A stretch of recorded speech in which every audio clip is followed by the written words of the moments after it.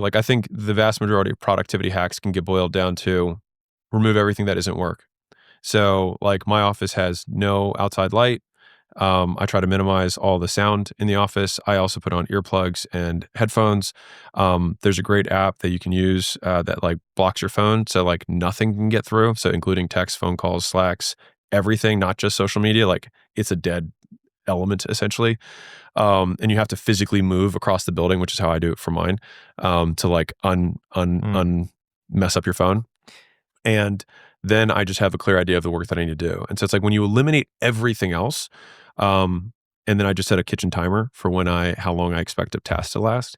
That is when I'm like peak productivity per unit of time, because there's nothing else to do. So is this science or is this just you? Because No, I think that's science. eliminating natural light, why light? For me, like I get I get boost. so distracted by light. I get boost by like seeing the outdoors and seeing greenery. Yeah. It's nice. It doesn't work for me, man. Yeah, and I'll be clear. Like, if you find something that works for you, I'll say do that. And for anybody who's like, I do it your way. I don't care. Like, I'm just saying this is what's worked for me. I do think there's a decent amount of data that suggests that anything that is not the work distracts you from the work. How do you differentiate between distractions and rest?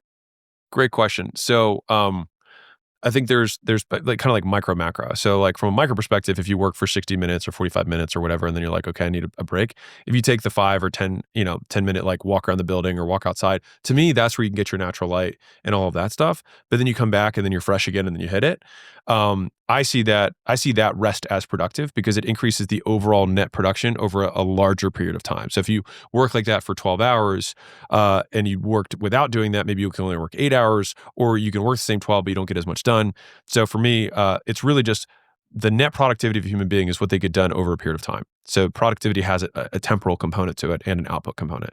So maximizing output per unit of time is productivity as I define it. And so it is, okay, anything that increases that rate of work, which for the most part is just deleting the things that aren't work. Because few people actually work faster. You just don't work when you want to be working. And so I think if you just limit all the time that you're not working when you want to be working, you work a lot more.